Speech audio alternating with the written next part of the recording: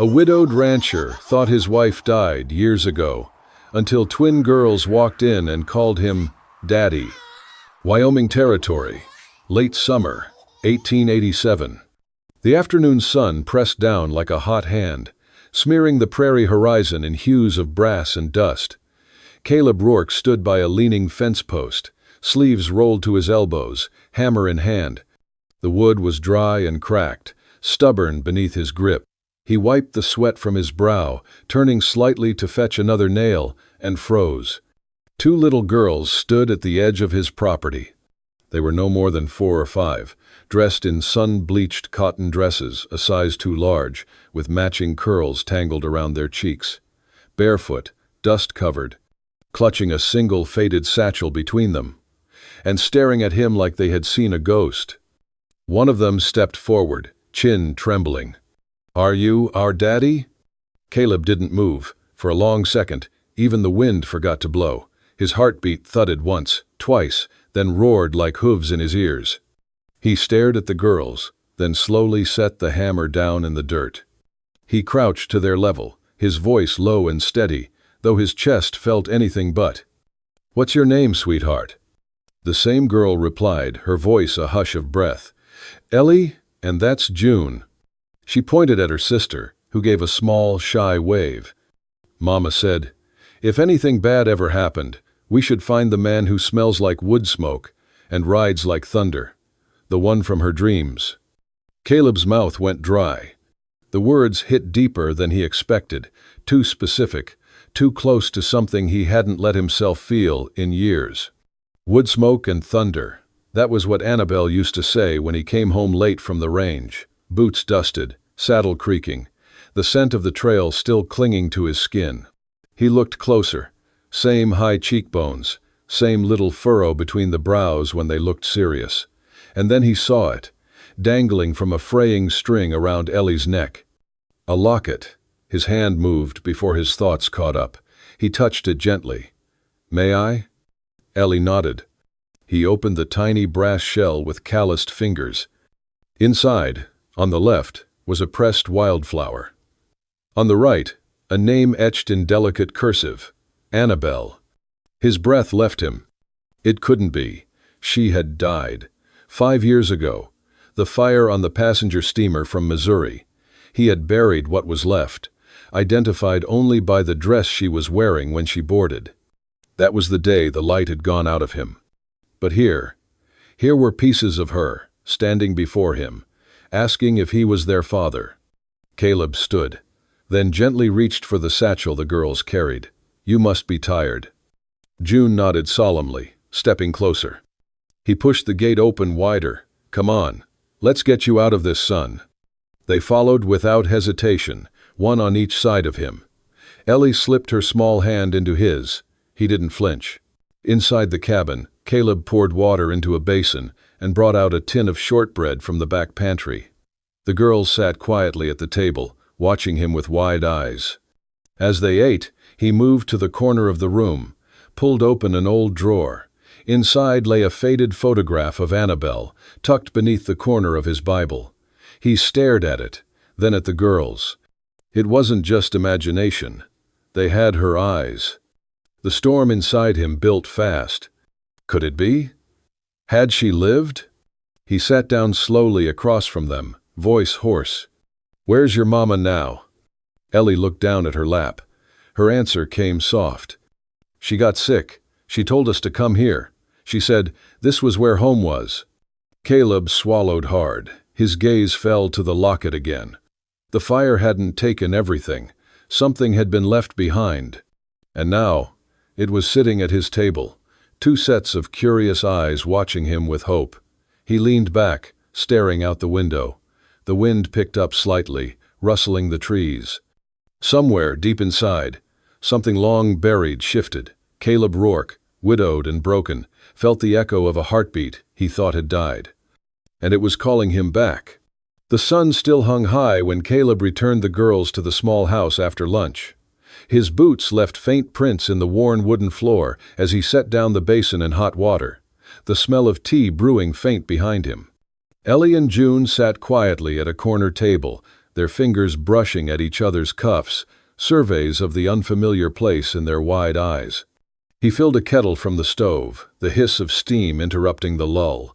He poured into 2 chipped mugs, one for the girls, one for him, and carried them outside to the shaded porch overlooking the yard. The heat pressed down from above, but in the shadow of the porch roof the air was cooler, scented faintly of pine.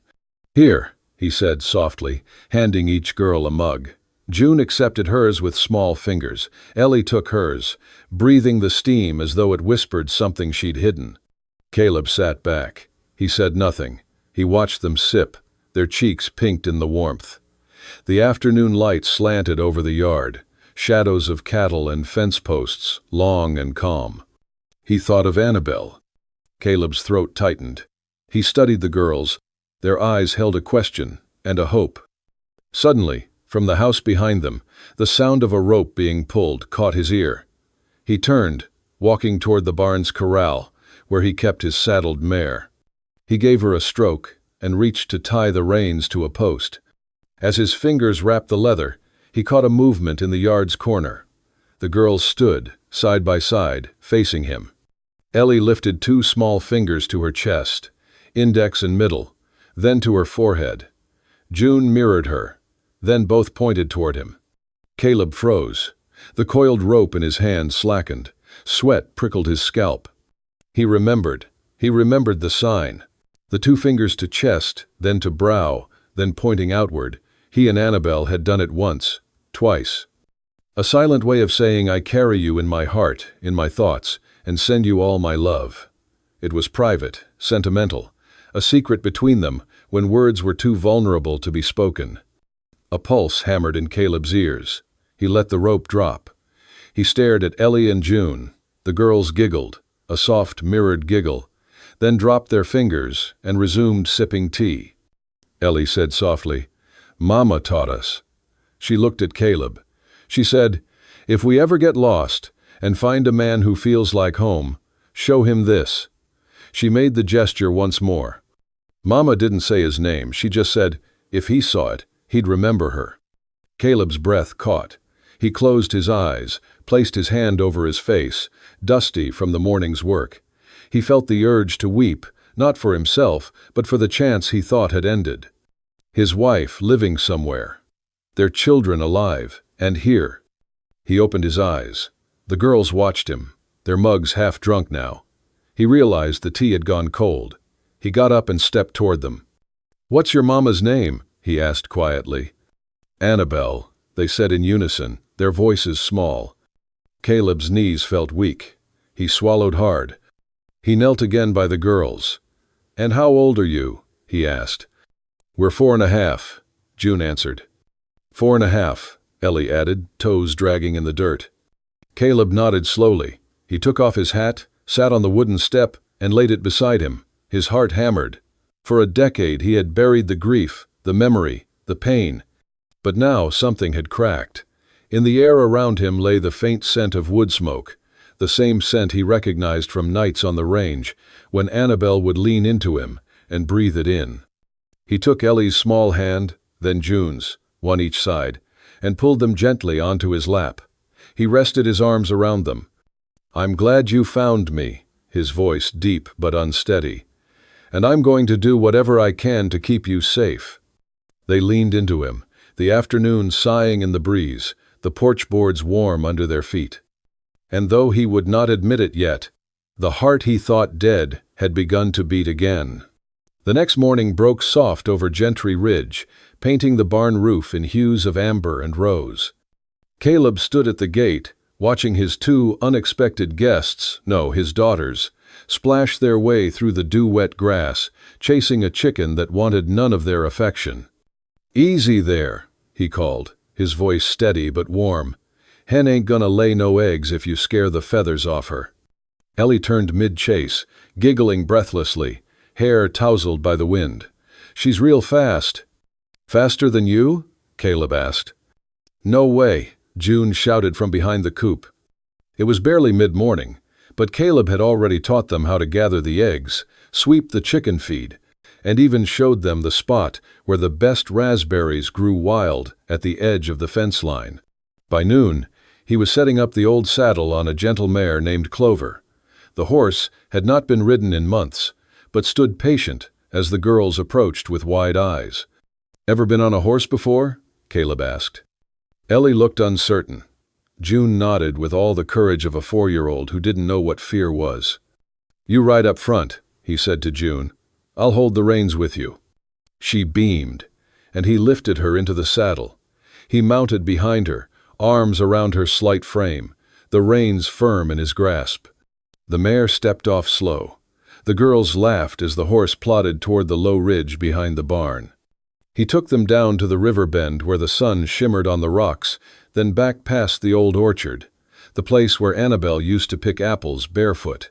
He remembered how she'd braid blossoms into her hair when spring came, and suddenly he saw it. Ellie, peering up at him, the same eyes, same smile when she laughed too hard. He felt something shift in his chest, like a hinge long rusted finally giving way. They spent the day outside. He chopped firewood, while June stacked kindling with the focus of a soldier. Ellie tried to help, but preferred dancing in the sawdust and drawing shapes in the dirt with sticks. It was late afternoon when it happened. Ellie was running too fast downhill. Caleb shouted, but too late.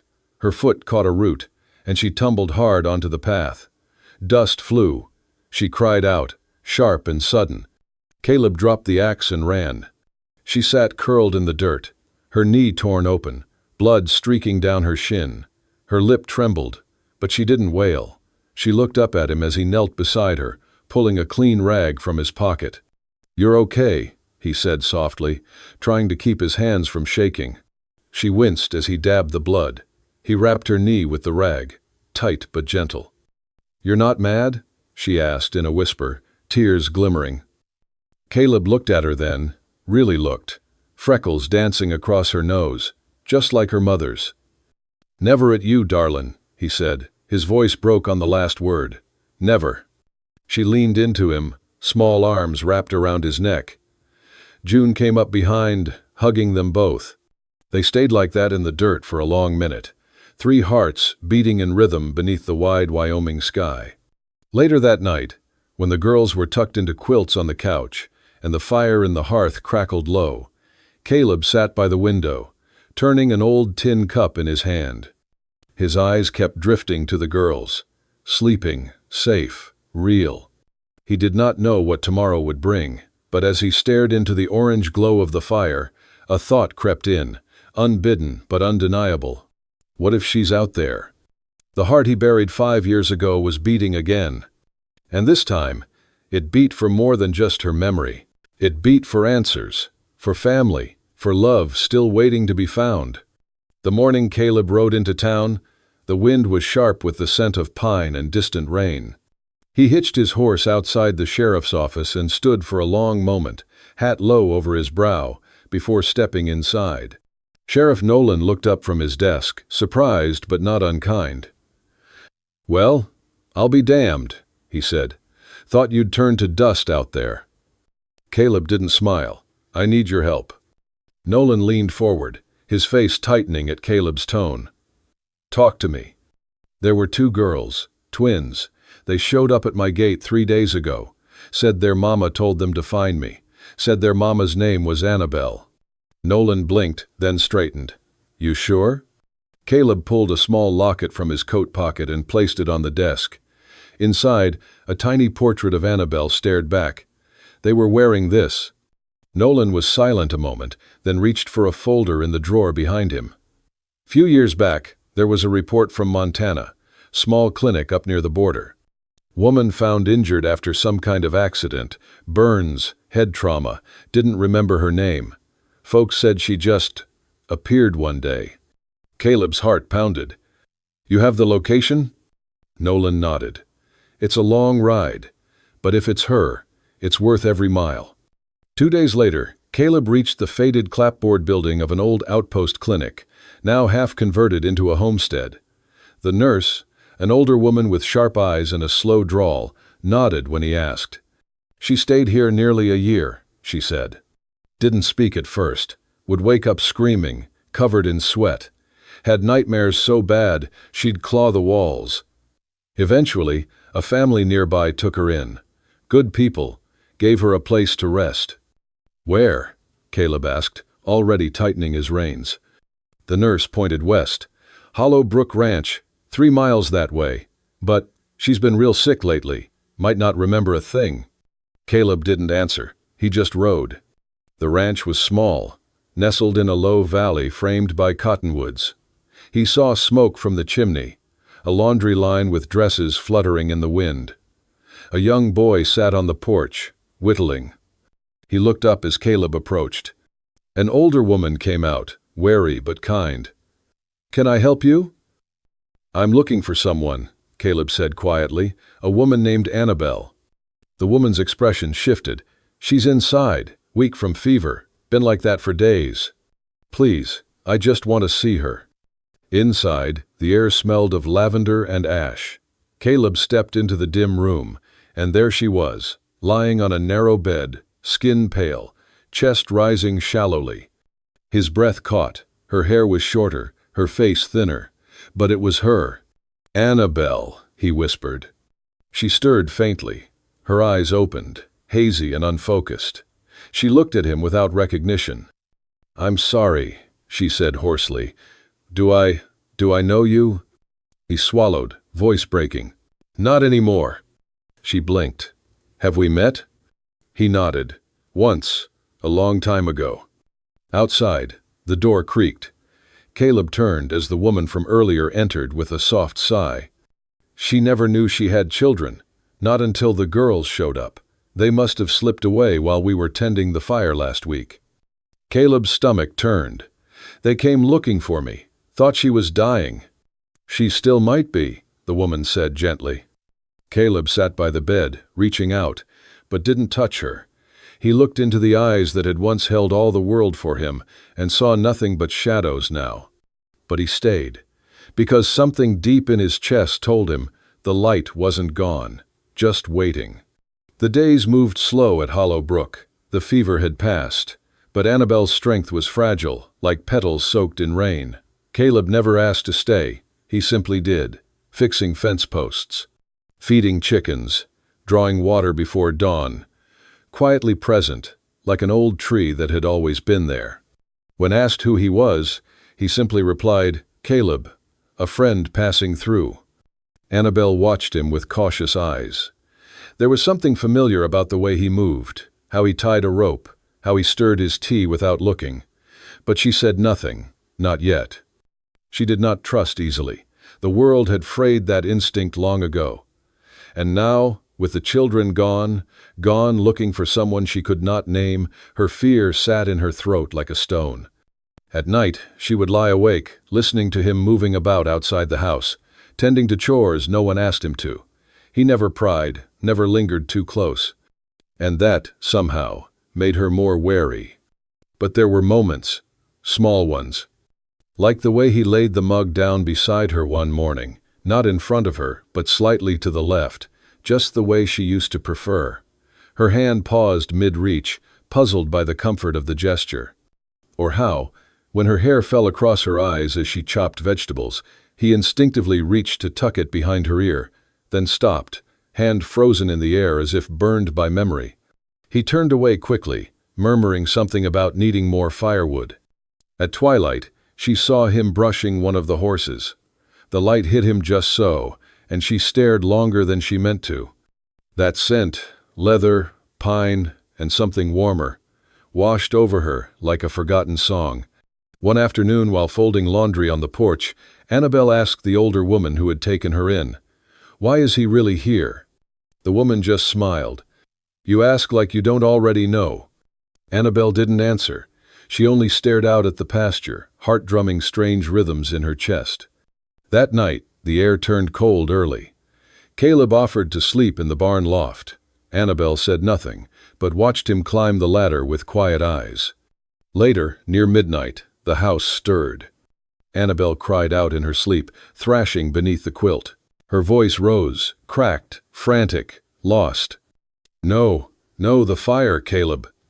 She jolted upright, drenched in sweat, gasping. In the dark, she felt a presence, not looming, but calm, a steady weight. Caleb stood in the doorway, hands clenched at his sides, not daring to move. She blinked at him, dazed. "Why do I know your name?" His voice trembled. "Because part of you still remembers." She looked at him, breath shallow, tears cutting down her cheeks. Her eyes searched his face, desperate for meaning. "I see you, in my dreams," she whispered. "You're always running toward me, and I'm always too late." He crossed the room slowly, knelt beside her bed. "You're not late," he said. "You're right here." She broke then, into 100 pieces. Sobs shook her, and she reached out blindly. Caleb took her hands in his, gently, reverently. She clung to him like a raft, crying into his shirt, and he let the tears fall onto her hair without wiping them away. He did not speak again that night. He did not have to. Because in that moment, in the echo of her nightmare, she had spoken the name she did not know she remembered, and it was his. The wind rolled soft over the hills of Montana, bending the grass in waves like silent whispers. The sun had dipped low, throwing long amber streaks across the porch of the farmhouse where Caleb now spent most of his days, not to push, not to chase, but to stay. Annabelle sat on a rocking chair, blanket over her knees, a book resting unread in her lap.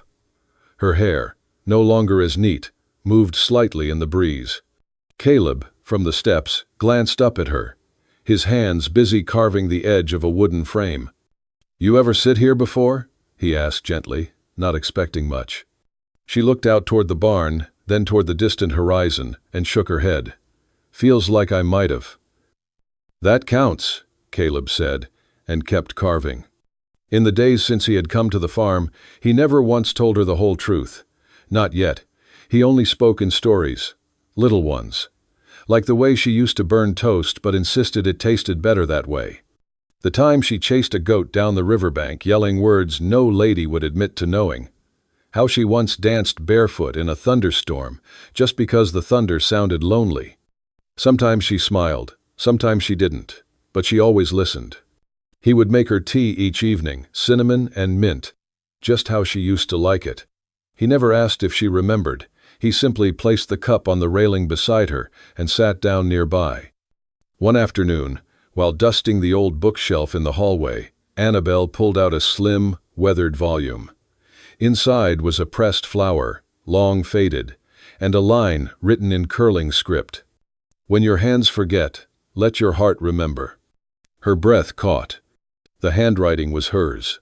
She flipped pages, poems, notes, recipes, all written in her hand, all completely unfamiliar, and yet unmistakably hers. Caleb walked in just as the book trembled in her grip. "Where did you find that?" he asked, voice low. "It was tucked behind the frame," she whispered. I don't know why I wrote this, but I did." He nodded, gave her time. She stepped closer, her eyes swimming. "This was mine. All of this was mine." Then her voice cracked. "Why don't I remember you?" His hands, rough and strong, closed gently over hers. "You don't have to," he said. "Not right now. I remember enough for the both of us."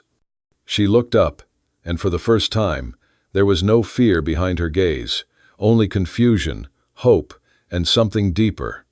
Annabelle opened the book again and touched a name scribbled in the margins. C. Rourke. Her lip trembled. "I think," she began slowly, painfully, "I think I remember loving you." Caleb didn't answer right away. He pulled her gently into his arms, resting his chin on her hair as she cried, quietly, brokenly, beautifully. He didn't need her to remember all at once. Love, real love, didn't beg to be recalled. It waited. And Caleb Rourke was a man who knew how to wait. The wagon creaked as it rolled through the familiar gates of Gentry Ridge, under a sky streaked with the soft golds of evening. Caleb held the reins with one hand, the other resting over Annabelle's where it lay in her lap. She did not pull away. Her eyes stayed on the horizon, but her fingers curled gently around his. The scent of wild sage, the rustle of wind through the cottonwoods, it all came back like a song half remembered. In the back, Ellie and June sat pressed to the wooden sides, quiet for once, eyes wide as the landscape of their dreams became real. The ranch looked just like the stories their mother had told. Big open sky, a red barn leaning slightly with age, and a front porch wrapped in shade. It wasn't grand, but it felt like it had been waiting for them all this time. When they stopped, the twins jumped down before Caleb could lift them. Their boots hit the dirt, and they ran. "Mama!" Ellie shrieked. Annabelle barely had time to open her arms before the girls collided into her. She crouched, holding them both, her face buried in their hair, breathing them in like the first clean breath after a storm. "I knew we'd come back here," June whispered. "I just knew." Caleb stood behind them, watching the three of them in the dust and late light. His throat tightened. He had dreamed of this, once, long ago, before fire and loss and years that seemed to eat the future whole. But now it was here, real and trembling in the hush of twilight. Later, the house was quiet. Supper had come and gone, the girls tucked in a bed that used to be his. Their giggles had faded into sleep, their arms tangled like roots. Annabelle sat on the porch, shoulders wrapped in one of his old wool blankets. The moonlight caught the edges of her profile, making her look like the memory of a younger version of herself, gentler, but marked by everything she had lived through. Caleb stepped outside, something hidden behind his back. He cleared his throat. "Found this in the attic last winter. Thought it was broken for good." He brought the item forward, a simple wooden flute, worn smooth by time and hands. He offered it to her. "I fixed it. Thought you might want to try." Annabelle stared at it. Her fingers reached for the flute slowly, reverently, as though afraid it might vanish. She turned it over, brushed a thumb along the tiny carving near the mouthpiece, her initials, etched by Caleb's knife on their wedding night. She didn't speak, but her eyes did. She held it to her lips. The first breath was shaky. No sound came. Then, the second. A faint note emerged, tremulous and thin. She paused, took a deeper breath. Then came the melody, halting, imperfect, but unmistakable. A tune only they knew. The one she played for him in the evenings after supper, when they still lived like the world would never change. Caleb sat beside her, close enough to feel the music in his chest. His hand rested on the porch rail, then slowly found hers between notes. She did not pull away. When the song ended, Annabelle lowered the flute. Her eyes shimmered, not with tears of pain this time, but something softer. Recognition. Peace. "I don't remember everything," she said, voice barely above a whisper. "But this feels like home." Caleb squeezed her hand. "That's all it has to be." Months passed like slow-moving clouds over the ridges of Gentry. The days grew cooler, but peace settled deep into the bones of the land and into the hearts of those who called it home. Annabelle's cheeks had color again. Her steps, once cautious and faint, were now steady as she moved through the kitchen, hair pulled back with a blue ribbon. Ellie and June followed her everywhere, flour-dusted, giggling, proud of the pies they made even when the crusts crumbled. Out in the fields, Caleb taught the girls how to saddle a pony. He was patient, always stepping back to let them try on their own. When they fell, he knelt beside them with dust on his knees and kindness in his voice. "Try again," he would say. "You're stronger than you think." One morning, Caleb stood outside with a hammer and chisel. Wood shavings curled at his boots as he carved a simple sign. By dusk, he hung it on the beam above the porch. It read, "Ellie, June, and Annabelle, welcome home." Annabelle found it after sundown, a pie cooling in her hands. She stopped, lips parting, eyes soft. Behind her, Caleb just smiled, figured it was time folks knew whose ranch this really is. That night, after dinner and lullabies, Ellie came to Caleb while he was cleaning out the fireplace. She held out a piece of folded paper, edges wrinkled, her face serious. "I made this for you," she said. Caleb dried his hands and took it gently. Inside was a note in crayon, words crooked and large. "Thank you. for not forgetting her, and for not forgetting us. The breath left his chest. He blinked hard, swallowed. He picked Ellie up, then June too when she ran over and lifted her arms. With both girls in his embrace, he turned toward the kitchen, where Annabelle leaned in the doorway, dish towel in hand, watching them. Her smile was quiet, steady, the same one she used to have when he told bad jokes, back when their world had no cracks. Caleb walked to her, holding their daughters. The lamplight caught in her hair. He looked at her, this woman he had mourned, then hoped for, then found again. "They told me you died," he said, voice low. Annabelle reached up, brushing a curl from his forehead, her thumb trailing down his cheek. "No, love," she whispered, eyes shining. "I was just lost, but you found me. If this story made your heart ache, smile, or hold your breath, then it did exactly what it was meant to do. Love like Caleb and Annabelle's is not just born from vows exchanged under a sunset sky. It's forged in fire, tested by time, and stitched back together by quiet hands and the fierce hope of two little girls who dared to believe in more.